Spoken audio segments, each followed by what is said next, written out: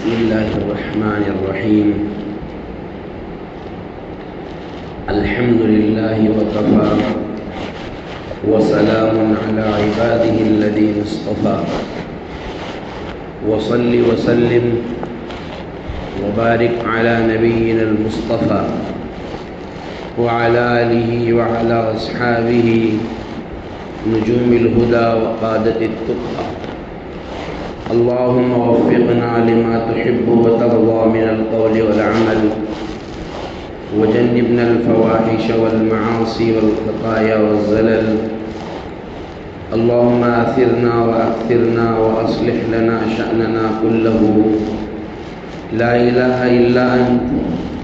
أما بعد، فأعوذ بالله من الشيطان الرجيم. بسم الله الرحمن الرحيم.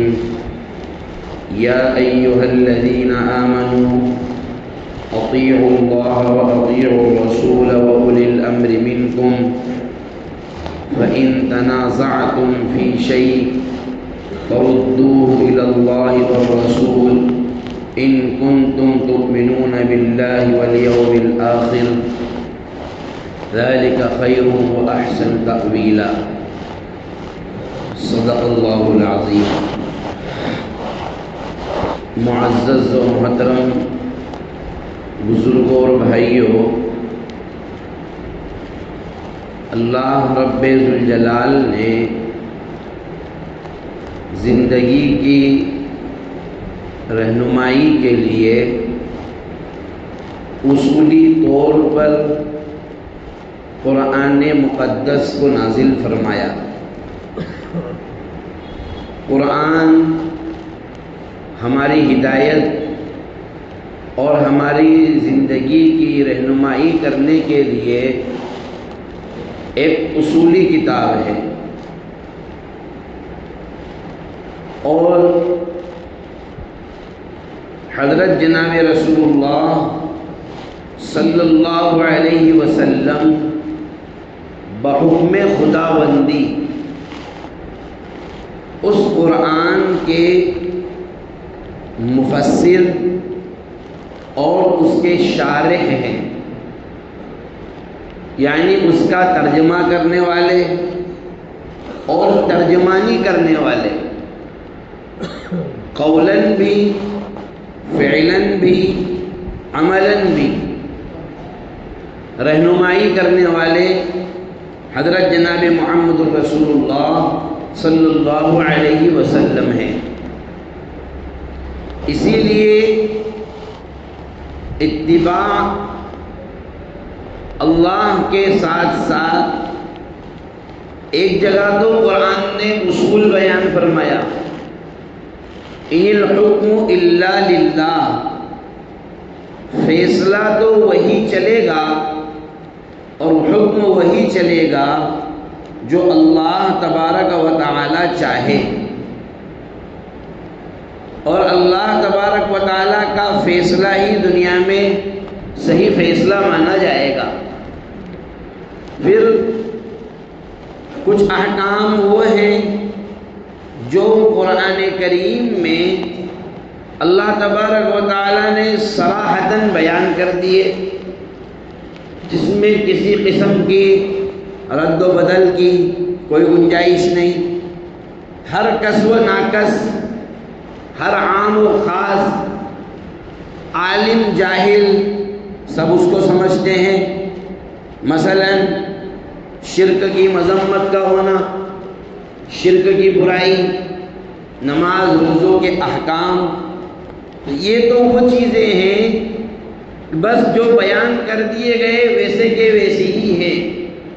اس میں نہ یہ تشریح کے محتاج ہیں، نہ شرح کے محتاج ہیں، نہ تفصیل کے محتاج ہیں، نہ تفسیر کے محتاج ہیں.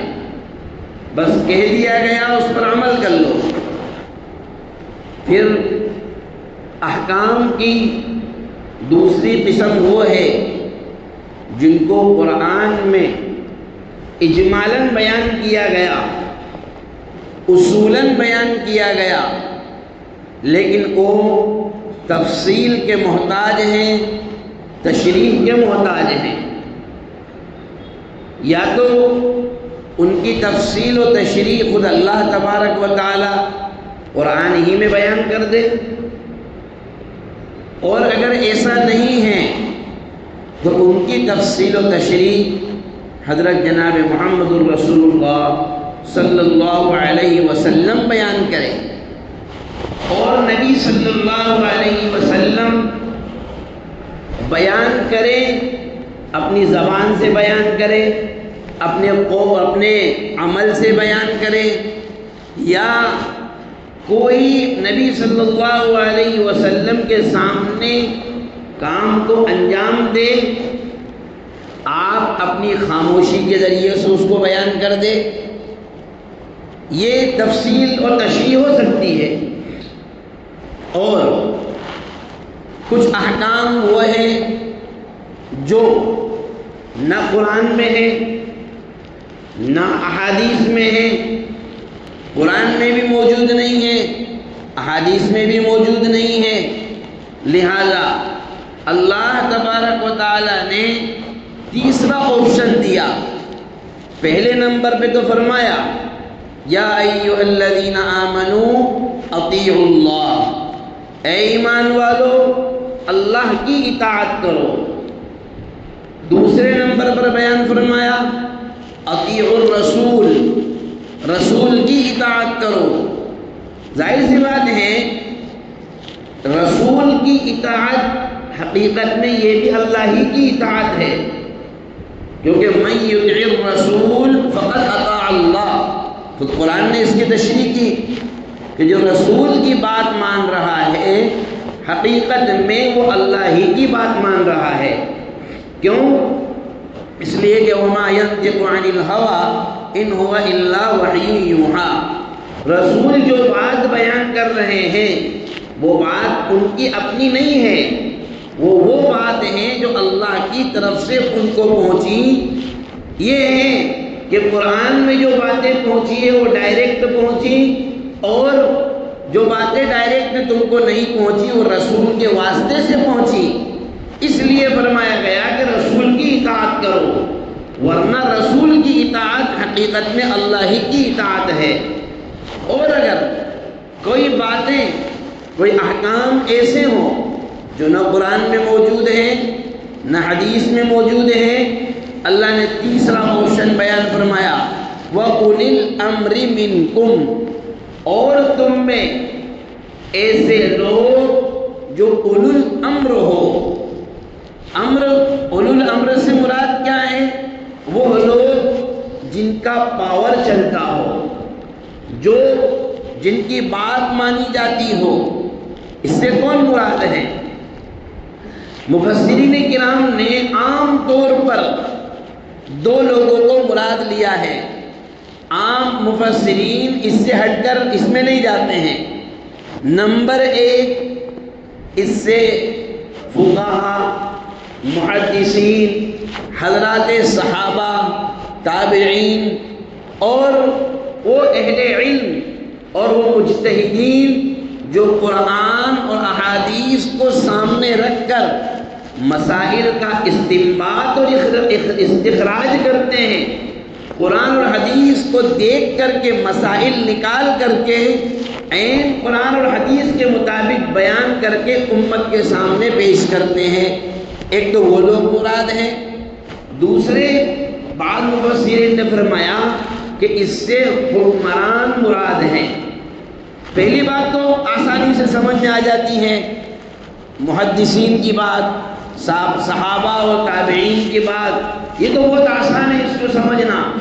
لیکن دوسری بات کہ اولو الامر سے مراد، میں بہت کام کی بات بتانے جا رہا ہوں، آپ بہت دھیان سے سنیں گے، ذہن کو پورا ادھر ہی رکھنا ہے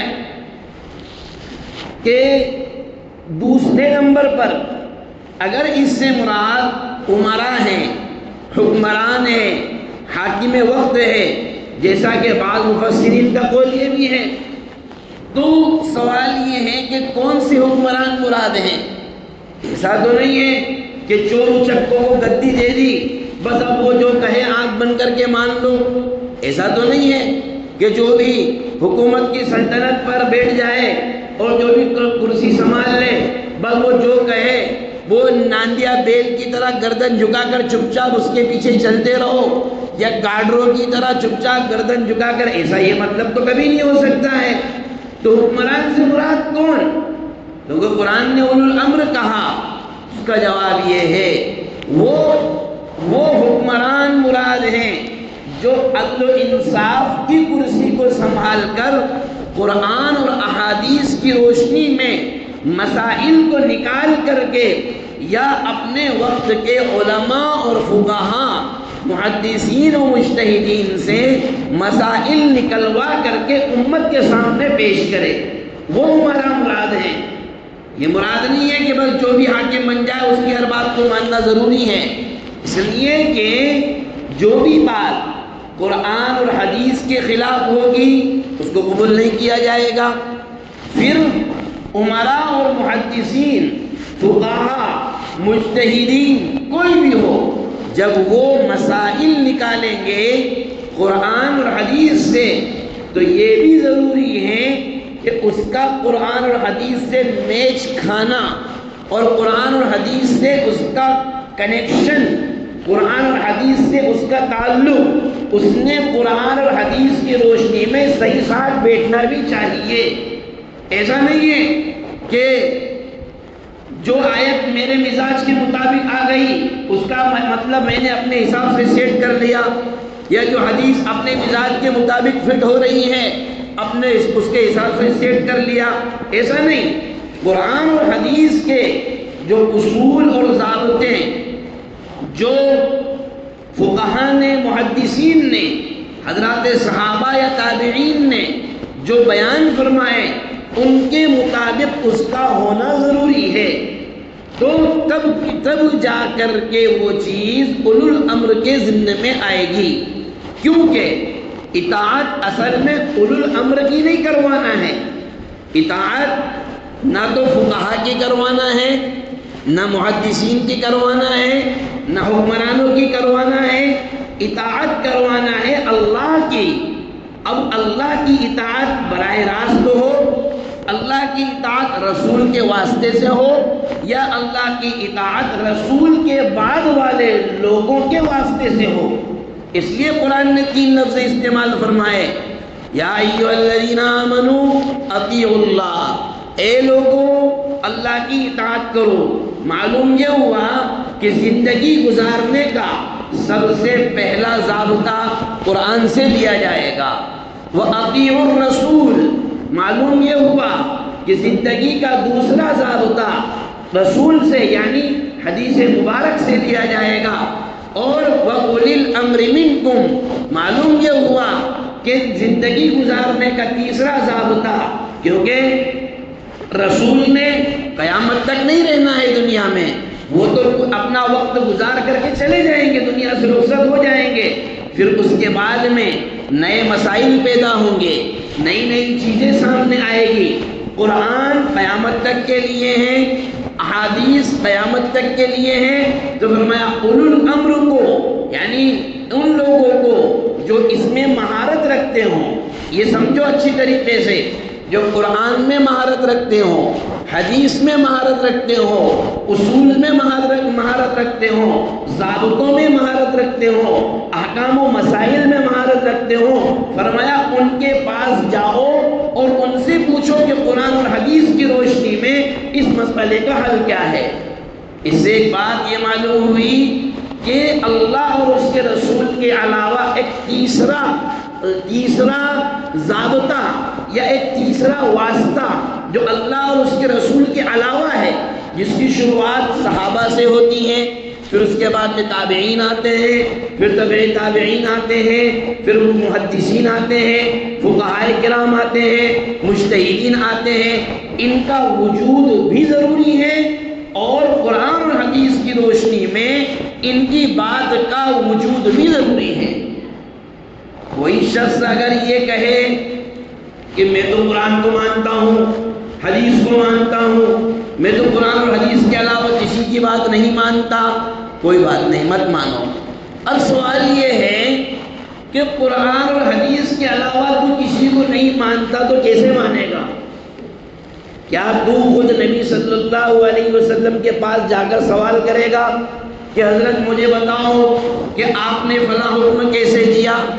یا تو ڈائریکٹ اللہ سے سوال کرے گا کہ میرے اوپر قرآن نازل کرو، اس لیے کہ میں جو قرآن دیکھ رہا ہوں وہ تو مجھے اللہ نے نہیں بیان کیا۔ جو میں حدیث، ابھی میں 15ویں صدی میں ہوں، میں 2025 میں ہوں، تو اللہ کے نبی نے تو مجھے کوئی حدیث بیان نہیں کی۔ کس نے بیان کی؟ میرے استاد نے بیان کی۔ قرآن کس نے بیان کیا؟ میرے استاد نے مجھے پڑھایا۔ تو بھائی تو تیرے استاد کی مان رہا ہے، اللہ کی کہاں مان رہا ہے؟ تو استاد نے بتایا تو یہ قرآن ہو گیا، تیرے پاس کیا ثبوت کہ یہ قرآن ہے؟ اللہ نے بتایا تجھے یا رسول اللہ نے تجھے آ کر بتایا؟ معلوم یہ ہوا کہ اللہ تبارک و تعالیٰ نے جن چیزوں کو واسطوں سے چلایا ہے ان چیزوں کا حصول واسطوں کے بغیر ممکن نہیں ہے۔ اللہ تبارک و تعالیٰ نے جن چیزوں کو جو ضابطوں سے چلایا ہے ان کا حصول ان ضابطوں کے علاوہ ممکن نہیں ہے۔ اصل میں ہو کیا رہا ہے، ایک چیز اور سمجھیں ہم، جو آدمی جس چیز کا ماہر ہوگا ہم وہ چیز اسی سے لیں گے۔ بھئی آپ 10 طرح کے آپ کاروبار کرتے ہو، اگر آپ کا کاروبار دوائیوں کا ہے تو آپ دوائیاں لینے کے لیے میڈیکل بازار میں جاتے ہیں ہول سیل میں، یا کپڑا بازار میں جائیں گے؟ بتائیے۔ پھر اگر آپ کپڑے کے بیپاری ہیں تو آپ اپنی دکان کا کپڑا خریدنے کے لیے کہاں جائیں گے؟ کپڑا بازار میں ہی تو جائیں گے۔ پھر کپڑے میں 10 طرح کی کوالٹی ہے، کہیں ڈریس مٹیریل ملتا ہے، کہیں ساڑیاں ملتی ہیں، کہیں ریڈی میڈ ملتا ہے، کہیں کچا کپڑا ملتا ہے، کہیں کاٹن کا ملتا ہے، اس کا مارکیٹ الگ الگ ہے۔ آپ یہ تو کبھی نہیں کرتے ہیں کہ سبزی والے کی دکان پر کپڑا لینے کے لیے پہنچ گئے، آپ میڈیکل کے اوپر سبزی لینے کے لیے پہنچ گئے۔ یہ کام آپ کیوں نہیں کرتے؟ کیوں؟ اس لیے کہ وہ چیز وہاں سے ملے گی نہیں۔ معلوم یہ ہوا کہ دنیا میں جب جو چیز جہاں سے لینے کی ہے وہیں سے دی جائے گی، تو قرآن و احادیث کو لینے کا اور حصول کا اور اس پر عمل کرنے کا جو طریقہ ہے اسی طریقے پر اگر اس کو رکھا جائے گا تو صحیح معنی میں قرآن حدیث پر ہم عمل کر پائیں گے۔ اور اگر اپنے حساب سے سیٹنگ کر لی تو یہ حقیقت میں یہودیوں کا طریقہ ہے جس کو قرآن نے بیان کیا، افتؤمنون ببعض الکتاب وتکفرون ببعض، کیا تم کتاب کے بعض حصے پر ایمان رکھتے ہو اور بعض حصے کو چھوڑ دیتے ہو؟ یہود کیا کرتے تھے؟ اصل میں یہودیوں کی ایک عادت تھی، جو مسائل تورات کے اپنے حساب سے سیٹ ہوتے تھے اس کو کہتے تھے کہ یہ اللہ تعالیٰ کا حکم ہے، یہ نبی کا حکم ہے، اور جو اپنے مزاج کے خلاف سیٹ ہوتے تھے اس کو چھوڑ دیا کرتے تھے، یا تو کتاب سے ہی ختم کر دیا کرتے تھے یا یہ کہہ دیا کرتے تھے کہ یہ حکم ہم کو نہیں ملا ہے۔ اور بسا اور کبھی اور جو بہت زیادہ ہٹ دھرم ہوتے تھے، بہت زیادہ ہٹ دھرم ہوتے تھے، وہ سرے سے انکار کر دیتے تھے کہ ہم کو یہ نہیں ماننا ہے۔ اس قسم کے لوگ یہودیوں میں تھے، اس کو قرآن نے بیان فرمایا، افتؤمنون ببعض الکتاب وتکفرون ببعض، کیا تم کتاب کے بعض حصے پر ایمان رکھتے ہو اور بعض حصے کو تم چھوڑ دیتے ہو؟ جیسے ہمارے یہاں بھی ابھی ایک فتنہ آیا ہوا ہے، کوئی پاکستان کا ایک آدمی ہے محمد علی انجینئر، بہت بڑا فتین ہے، اس کو میں عام طور پر فتین بولتا نہیں ہوں، لیکن اس کو فتین اس لیے کہہ رہا ہوں کہ اس نے خود نے اپنے آپ کو فتنہ کہا ہے۔ ایک ویڈیو میں اس نے خود نے کہا ہے کہ میرا فتنہ عام نہیں ہوا تھا، جب اس نے اپنے آپ کے لیے فتنے کا لفظ استعمال کیا ہے، اس لیے اگر کوئی آدمی اپنے آپ کو چور کہے تو ہم اس کو کہہ سکتے ہیں کہ آپ وہی ہیں جو چور کے نام سے جانے جاتے ہیں، کوئی اچکا کہے تو آپ وہی ہیں جو اچکے کے نام سے جانے جاتے ہیں، اس لیے کہنے میں کوئی حرج بھی نہیں ہے۔ تو جو جب اپنے آپ کو خود فتنہ کہہ رہا ہے تو اس لیے اس کو فتنہ کہنے میں کوئی حرج بھی نہیں ہے، اور اگر نہیں بھی کہا ہو تو بھی ایسے لوگوں کو فتنہ کہنے میں کوئی حرج نہیں ہے۔ تو ہمارے بہت سارے نوجوان سوشل میڈیا کے ذریعے سے ایسے لوگ کیا ہوتے ہیں جن کو قرآن حدیث کا علم تو ہوتا نہیں ہے، جو لوگ نہ عربی عبارت صحیح ڈھنگ سے پڑھ سکتے ہو نہ جن کو فقہا کا نام معلوم ہو، نہ محدثین کے نام معلوم ہو، اور سب سے بڑی تکلیف ان لوگوں کو جو اپنے آپ کو غیر مقلد کہتے ہیں. غیر مقلد کوئی نہیں ہے دنیا میں. دنیا میں غیر مقلد کوئی نہیں ہے. کوئی مائی کلال ثابت نہیں کر سکتا کہ میں کسی کی تقلید نہیں کرتا. یہ جو اپنے آپ کو اہل حدیث بولتے ہیں یہ تو سب سے بڑے مقلد ہیں. اتنے بڑے مقلد ہیں کہ پوری دنیا کا اس پر اتفاق ہے کہ فقہ میں 4 ائمہ، امام اعظم ابو حنیفہ اور چاروں اماموں میں صحابہ کو سب سے زیادہ قریب سے دیکھنے والے امام ابو حنیفہ رحمۃ اللہ علیہ ہیں. اس میں کسی کا اختلاف نہیں ہے. ہاں، علامہ ابن عابدین شامی رحمۃ اللہ علیہ نے تو تقریباً 20 صحابہ کا نام ذکر کیا جس کو امام ابو حنیفہ رحمۃ اللہ علیہ نے جن کی زیارت فرمائی. 20 صحابہ، حالانکہ اس میں سے بعض میں کلام ہے تو 7 یا 8 صحابہ تو ایسے ہیں جن میں کسی کو اختلاف ہی نہیں ہے کہ امام صاحب رحمۃ اللہ علیہ نے ان کی زیارت کی اور ان سے ملاقات کی. چاروں ائمہ میں امام ابو حنیفہ رحمۃ اللہ علیہ اکیلے تابعی ہیں، اور بعد کے جو ائمہ ہیں وہ ان کے بعد والے ہیں، وہ تبع تابعین میں آتے ہیں.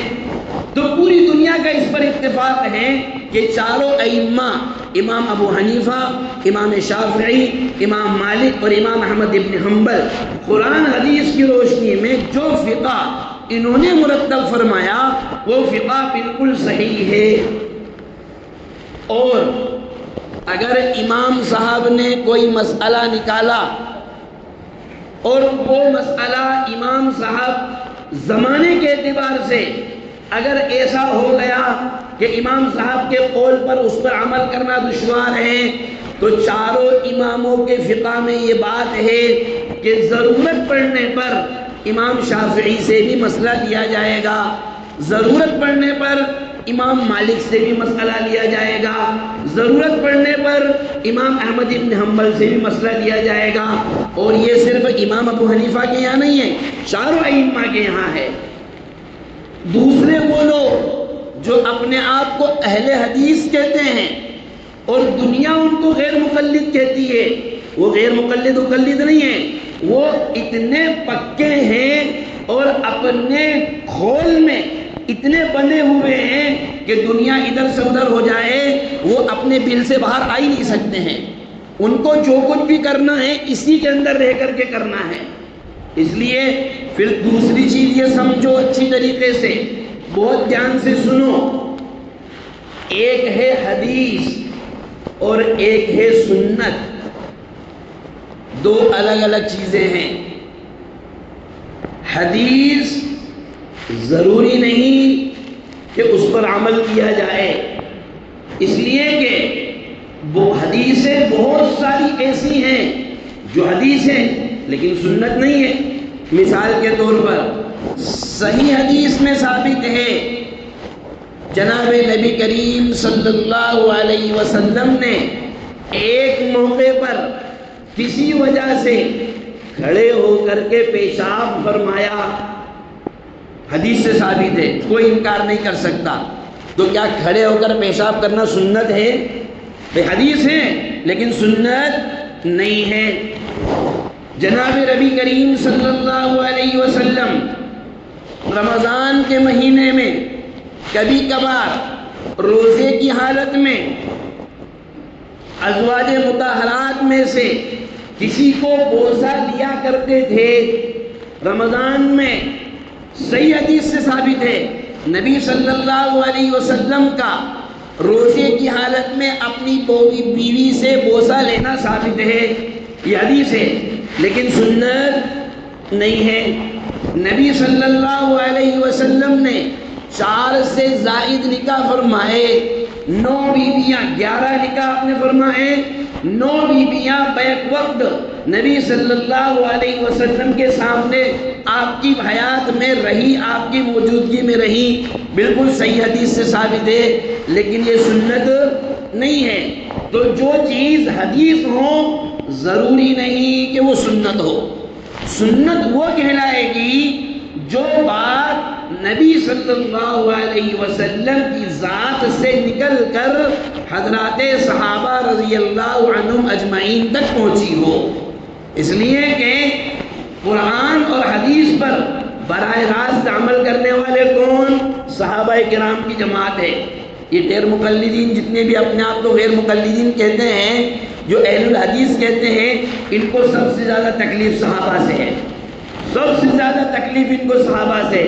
اسی لیے جو چیزیں صحابہ کے زمانے میں مشروع ہوئی اور خلفائے راشدین نے جو مشروع کی وہ نہیں مانتے ہیں ان کو. وہ کہتے ہیں کہ اللہ کے نبی کے زمانے میں نہیں تھی. اس کا مطلب یہ ہوا کہ شریعت کو، قرآن کو، حدیث کو، حضور کی منشا کو تو 15ویں صدی میں اور آج کل کے جو نئے حکمران ہیں ان کے ہوتے ہوئے تو زیادہ سمجھ گیا. اور صحابہ جو لاکھوں کی تعداد میں تھے، براہ راست جنہوں نے حضور سے سیکھا وہ حضور کو سمجھ نہیں پائے، تو زیادہ شانہ ہو گیا. جو بات حضور سے وہ نہیں سمجھ پائے 15ویں صدی کے بعد تجھے وہ سمجھ میں آئی، وہ صحابہ کو سمجھ میں نہیں آئی. اس کا مطلب تو یہی ہوا. اسی لیے جمعہ کی دوسری اذان قائل نہیں ہے، نہیں کہتے ہیں وہ تو حضرت عثمان نے شروع کروائی تھی. تراویح کی 20 رکعت منع کرتے ہیں، نہیں. کیوں؟ حضرت عمر نے شروع کروائی تھی. اس کا مطلب تو حضرت عثمان سے زیادہ سمجھدار ہو گیا، حضرت عمر سے زیادہ سمجھدار ہو گیا. یعنی وہ لوگ بیوقوف تھے، وہ لوگ نعوذ باللہ بیوقوف تھے اور کوئی عقلمند ہے. اچھا، ان کے پاس کچھ نہیں ہے، ایک مدعا لے کر آ جاتے ہیں رفع یدین والا. آئیں گے نماز میں اور جب پاگلوں کی طرح کھڑے ہو جائیں گے اور یوں ہاتھ باندھ لیں گے اور رفع یدین کر کے لوگوں کو بتائیں گے اور کیا کہیں گے؟ دیکھو رفع یدین. اور ان کو سب سے بڑا غرہ رہتا ہے کہیں کہ بخاری کا. تو بخاری میں ہے، تم لوگ بخاری کو نہیں مانتے ہیں. بخاری کو جتنا ہم مانتے ہیں نا کوئی بھی نہیں مانتا ہے. جتنا بخاری کو علماء احناف مانتے ہیں کوئی بھی نہیں مانتا ہے. پھر کہتے ہیں عبداللہ ابن عمر رضی اللہ تعالیٰ عنہ کی روایت ہے اور بخاری سے رفع یدین ثابت ہے.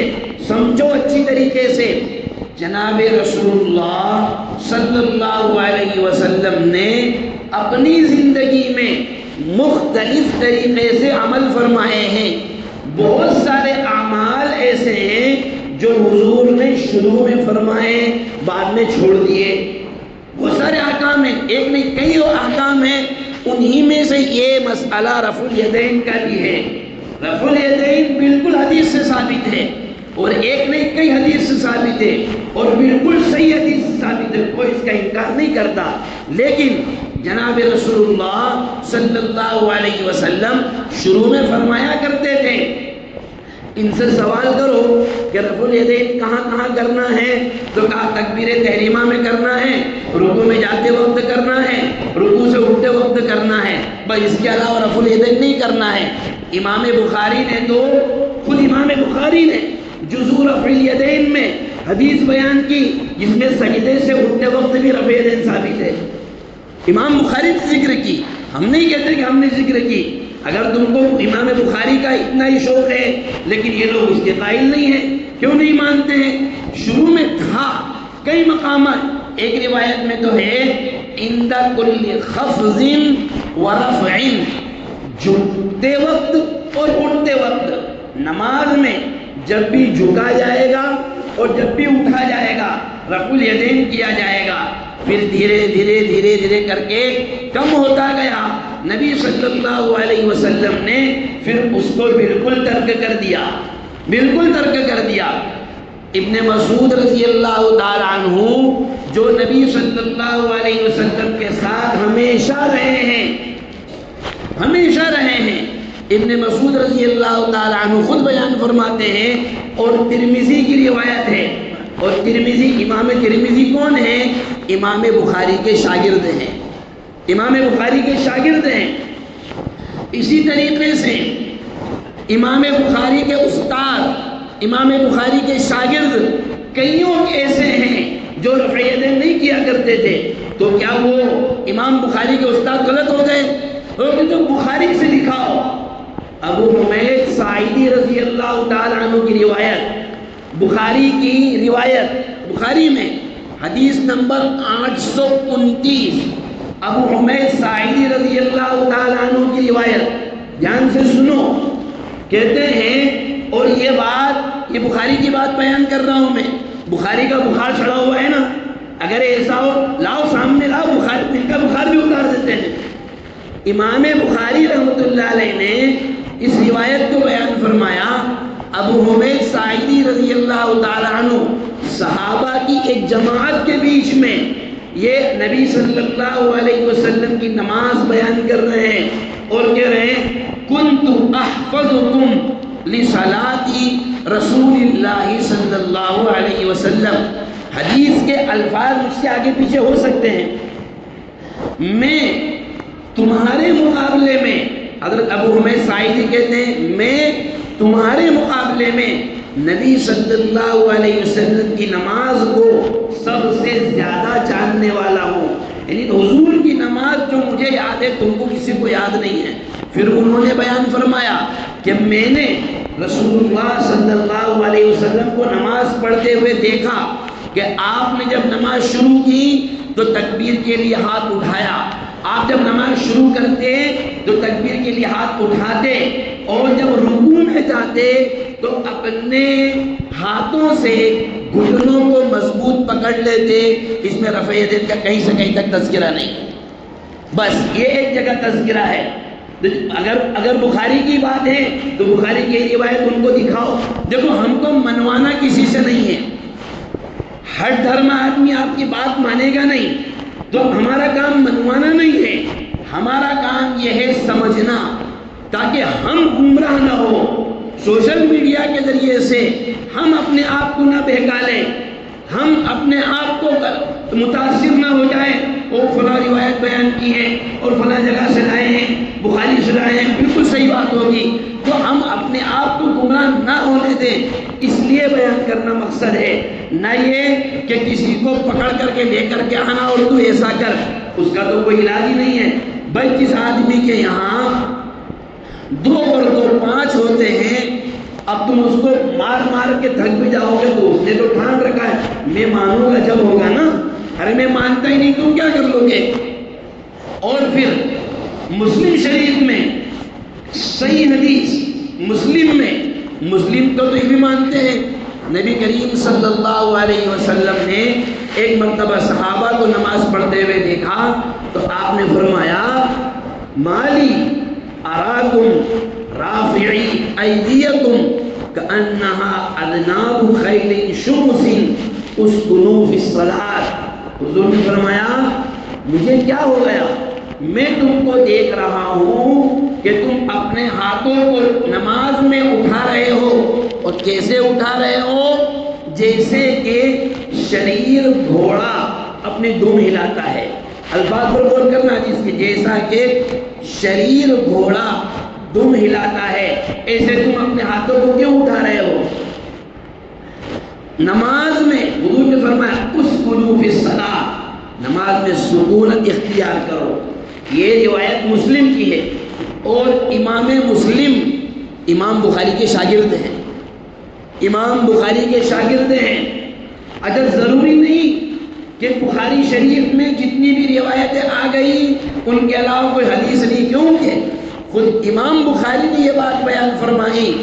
سنو، امام بخاری کی بات بیان کر رہا ہوں، امام بخاری نے بیان فرمایا میں نے اپنی کتاب میں جو صحیح حدیثیں بیان کی وہ کم ہیں ان حدیثوں کے مقابلے میں، ان صحیح حدیثوں کے مقابلے میں جو میں نے چھوڑ دی ہے، یعنی لاکھوں حدیث جو صحیح ہے جن کو امام بخاری نے ذکر نہیں کیا، یعنی جو امام بخاری نے ذکر فرمائی وہ روایتیں کم ہیں، کیونکہ بخاری شریف میں ایک تعداد ہے 6000 8000 جو بھی حدیثوں کی اس سے زیادہ، لیکن حدیثوں کی تعداد تو کئی لاکھ ہیں، تو کیا وہ حدیث نہیں کہلائے گی؟ کیا وہ حدیث نہیں مانی جائے گی؟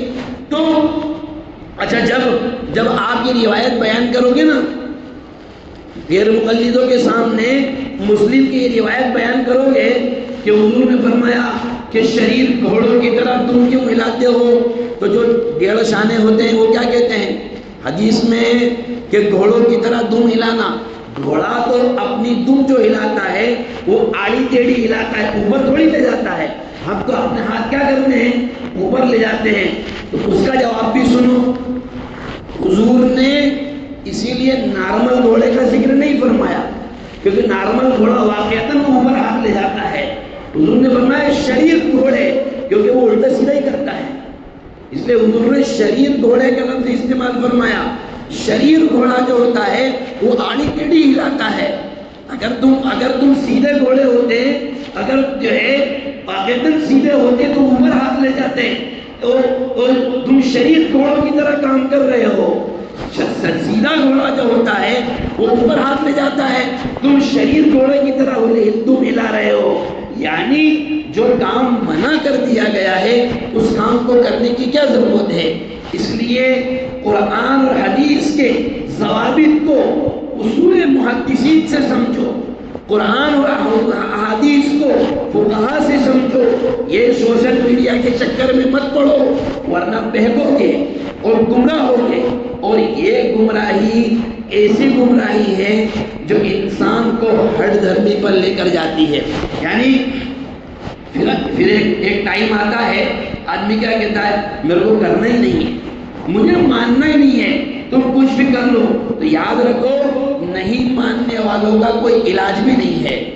ابو بکر رضی اللہ تعالیٰ عنہ کے زمانے میں جو لوگ مرتد ہو گئے تھے اس میں سے ہی بہت تھوڑے واپس آ پائے تھے، سارے واپس نہیں آئے تھے، بہت سارے لوگ مرتد ہو گئے تھے. تو جو لوگ بھٹک گئے ہوں ان کا کوئی علاج نہیں ہے، لیکن جو موجود ہیں ان کو بھٹکنے سے بچانا یہ ہماری ذمہ داری ہے. اس لیے سوشل میڈیا پر اور خاص طور پر یہ محمد علی انجینئر مرزا اس کا جو فتنہ ہے اس فتنے سے اپنے آپ کو بچاؤ، مت سنو اس کو. اور سننا ہے آپ کو دلائل کی روشنی میں آپ علماء دیوبند کو سنو، لاکھوں کروڑوں دلائل کے انبار آپ کو لگا کر دیں گے. آپ یہ مت سمجھیں کہ علماء دیوبند کے پاس دلائل نہیں ہے، آپ پکڑ کے لاؤ ہمارے پاس، انشاءاللہ اس کو دلیل سے بات کریں گے. ایک جنون سوال رہتا ہے. یہ جو لوگ اپنے آپ کو نام نہاد اہل حدیث کہتے ہیں ان کو ایک جنون سوال، ہم تو دلیل کی روشنی میں بات کرتے ہیں، ہم تو بخاری تیرے گھر آ کر کے بتا کر کے گئے. پھر جب ہم کوئی روایت بیان کرتے ہیں تو کیا کہتے ہیں یہ ضعیف ہے، قرآن میں لکھا ہوا ہے ضعیف ہے. ارے کیا قرآن میں لکھا ہوا ہے یہ ضعیف ہے؟ اللہ کے نبی نے فرمایا ضعیف ہے. تم تو جب قرآن حدیث کے علاوہ بات نہیں کرتے ہو تو قرآن سے ثابت کرو ضعیف ہے، حدیث سے ثابت کرو یہ ضعیف ہے. کہ اللہ کے نبی نے تجھے خواب میں آ کے بتایا کہ یہ روایت مطلب ہے یہ ضعیف ہے؟ وہ محدثین نے بیان فرمایا، یحییٰ ابن معین نے بیان فرمایا، وہ فلاں نے بیان فرمایا. اس کی بات کو مانتا کہاں ہے؟ وہ تو کہتا ہے میں قرآن حدیث کے علاوہ کسی کو نہیں مانتا ہوں. یعنی تیرے مزاج کی بات آئے گی تو محدثین پہ چل جائیں گے، اور تیرے مزاج پر فٹ نہیں ہوتی ہے تم جو قرآن حدیث سے چاہیے. یاد رکھیے یہ ایک طریقہ ہوتا ہے اپنی منمانی کرنے کا، یہ ایک طریقہ ہوتا ہے قرآن حدیث کو اپنے مزاج کے مطابق سیٹ کرنے کا. اور جو لوگ قرآن حدیث کو اپنے مزاج کے مطابق جب سیٹ کر لیتے ہیں تو پھر وہ انہی آیت کو لیں گے، اسی حدیث کو لیں گے جو ان کے مزاج پر فٹ بیٹھے گی، اور جو ان کے مزاج پر فٹ نہیں بیٹھے گی وہ اس کا انکار کر دیں گے. دھیرے دھیرے کر کے انکار حدیث کا فتنہ پیدا ہوتا ہے. بسا اوقات اس کی وجہ سے آیات قرآنیہ کے انکار بھی ہو جاتا ہے جو ایمان کے سلب ہو جانے کا اس میں خطرہ لگا ہوا رہتا ہے. اس لیے میرے بھائیوں بہت سخت ضرورت ہے ایسے فتنوں سے بھی اور فتنوں سے بھی، صاف ستھری بات ہے، فتنوں سے بھی اور فتنہ پھیلانے والوں سے بھی اپنے آپ کو بچانے کی ضرورت ہے. اللہ تبارک و تعالی ہم سب کو صحیح عمل کرنے کی توفیق عطا فرمائے، سمجھنے کی توفیق عطا فرمائے. اس لیے اپنے بچوں کو صحیح دینی تعلیم سے آراستہ کرو، ان کو قرآن اور حدیث علماء اور محدثین سے لینے کا عادی بناؤ، نہ کہ سوشل میڈیا سے. قرآن حدیث کو سوشل میڈیا سے لینے کے نہ خود عادی بنو اور سختی سے منع کرو، اور خاص طور پر اس فتین، پھر کہہ رہا ہوں یہ فتین محمد علی انجینئر مرزا جس کا کام فتنہ پھیلانے کے علاوہ کوئی نہیں ہے، اس کے فتنے سے اپنے آپ کو، اپنے بچوں کو، اپنے پریوار کو بچاؤ، اور جو بہک گئے ہیں، بھٹک گئے ہیں، ہم سمجھانے کا کام کر سکتے ہیں، اور جس نے ٹھان ہی لی ہے مجھے ماننا ہی نہیں ہے تو ایسے ہر دھرموں کا کوئی علاج بھی نہیں ہے۔ ہم اپنے آپ کو قرآن حدیث سے وابستہ رکھیں، قرآن سے محبت پیدا کریں، احادیث سے محبت پیدا کریں، فقہاء و محدثین کے اصول و ضوابط کو سمجھنے کی فکر کریں، کوشش کریں۔ اللہ تبارک و تعالی ہم سب کو کہنے سننے زیادہ عمل کی توفیق عطا فرمائے۔ ہاں، اس لیے جو لوگ یہ کہتے ہیں کہ رفع یدین کے بغیر نماز نہیں ہوتی ہے، ان کو تو اس مسجد میں جانے کا حق نہیں ہے جہاں بغیر رفع یدین کی نماز ہوتی ہے، کیونکہ جب تیری نماز ہی صحیح نہیں ہو رہی ہے تو امام تو کر نہیں رہا ہے، تو اس کا مطلب تو فالتو مسجد میں آیا، تو بھائی تو آ کیوں رہا ہے جب نماز ہو ہی نہیں رہی ہے؟ ارے بھائی، جب ایک آدمی تمہاری نظر میں صحیح نماز پڑھا ہی نہیں رہا ہے تو تم کو کیا حق بنتا ہے اس کے پیچھے نماز پڑھنے کا؟ تم اپنی الگ نماز پڑھو، یا تو کہیں نہ کہیں تمہارے اندر بھی یہ چور چھپا ہوا ہے، نہیں نماز تو ہو جاتی ہے، بلکہ خالی میں لوگوں کو بیوقوف بنانے کے لیے کہہ رہا ہوں کہ نماز نہیں ہوتی ہے، کیونکہ اگر حقیقت میں نہیں ہوتی تو آتا ہی نہیں، اور آ رہا ہے اس کا مطلب ہو رہی ہے۔ اللہ ہم سب کو